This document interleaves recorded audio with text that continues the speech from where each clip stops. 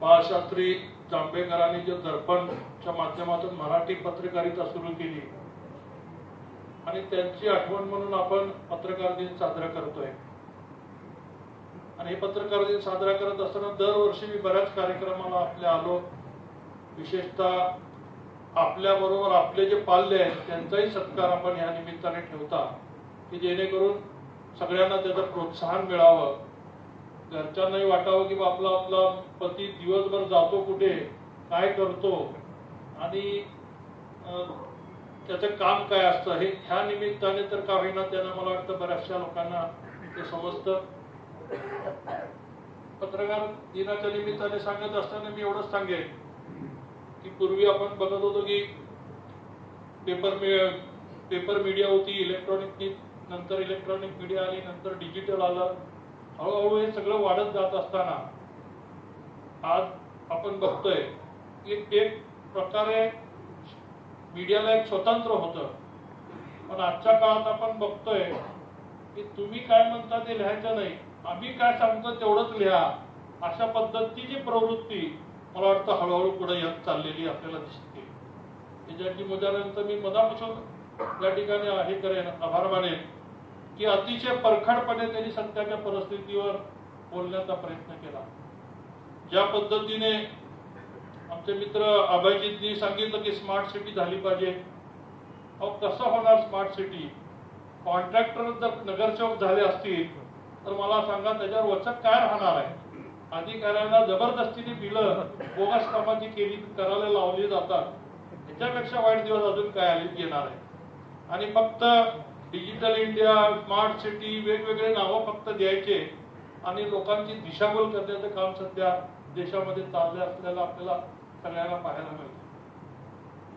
IT पार्कच्या बाबतीत मी कधीतरी सांगेन, काम 8 दिवसात 15 दिवसात चालू होणार आहे, काळजी करू नका, परंतु का वेळ लागला हे मी अजून कुठं बोललो नाही, वेळ आल्यानंतर ते बोलेल सुद्धा। निश्चित एक नाही तर आता दुसरी कंपनी सुद्धा आता माझ्या संपर्कात आहे, त्यामुळे दुसऱ्या कंपनीचं सुद्धा लवकरच भूमिपूजन आपण करू।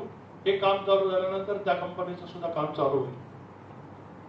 पण हे करत असताना मला निश्चित खात्री आहे की काम करत असताना तुम्हाला पत्रकारांना जशा अडचणी येतात तशा अडचणी आम्हाला सुद्धा फार मोठ्या प्रमाणामध्ये येतात। बातमी मिळवणं एवढी सोपं काम नसतं, तुम्ही जीव धोक्यात घालून सुद्धा अनेक वेळा ही पत्रकारिता करता। तुम्हाला एखादी बातमी मिळवणं एवढं सोपं नसतं, पण तुम्ही तसे चाणक्य पण असता की आमच्या तोंडातून काय बोलायला लावायचं हे मला वाटतं तुम्हाला शिकवावं लागत नाही। बरोबर तुम्हाला कुठली बातमी कशी आणायची लोकांसमोर ते खरोखरच चांगलं येत असतं। आणि हेच मला वाटतं केवळ शिक्षण किंवा वेगवेगळे मला वाटतं पत्रकारिता बरेचसे आपण बघतो की पूर्वी अनेक पत्रकार त्याला शिक्षणाचं काही हे नव्हतं, पण आता अलीकडे आले कोर्सेस निघालेले आहेत, पत्रकारिते सुद्धा कमीत कमी 12वी पास असलं पाहिजे वगैरे वगैरे आता काही अटी आलेले आहेत। परंतु हे सगळं होत असताना सुद्धा जे दर्पणकार आपले जांभेकरांनी जे दर्पणकार काढलं, दर्पण म्हणजे आरसा, आणि त्यांची अपेक्षा आजही आता मला वाटतं भारताची अपेक्षा हीच आहे, जसं आहे तसं दाखवा, दर्पणाप्रमाणे जे आहे ते लोकांसमोर दाखवण्याचा प्रयत्न करा, त्यांचं मत तुम्ही तयार करण्याचा प्रयत्न करू नका, एवढीच विनंती या निमित्ताने मी सुद्धा करणार।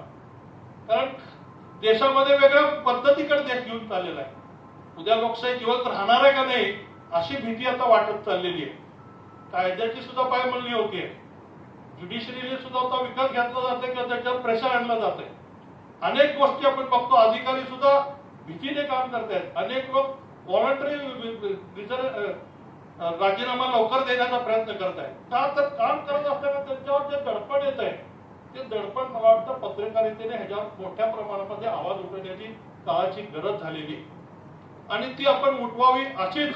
कारण एजाज मुजावर साहेबांनी सांगितलं की चिंतनाचे दिवस आहे, हा दिवस चिंतनाचा दिवस म्हणून साजरा केला पाहिजे आणि म्हणून खरोखरच आता चिंतन करण्याची गरज आलेली आहे, ती सगळ्यांनी करावी। देश उद्या लोकशाही राहील का नाही, मला वाटतं 24च्या नंतरची 30ची इलेक्शन होईल का परत राज्यांची राजवट येईल अशा पद्धतीचं देशाचं वळण वाढत चाललेलं आहे, ते कुठंतरी थांबावं अशीच या निमित्ताने विनंती करतो। आणि ती ताकद तुमच्या पत्रकारितेमध्ये तुमच्या लेखणीमध्ये निश्चित आहे. त्याचा पुरेपूर उपयोग करून आपण दर्पणासारखं लोकांसमोर खरं चित्र आणावं अशीच विनंती करतो. परत एकदा सगळ्यांना मनापासून शुभेच्छा घेऊन रजा घेतो. जय हिंद, जय भारत.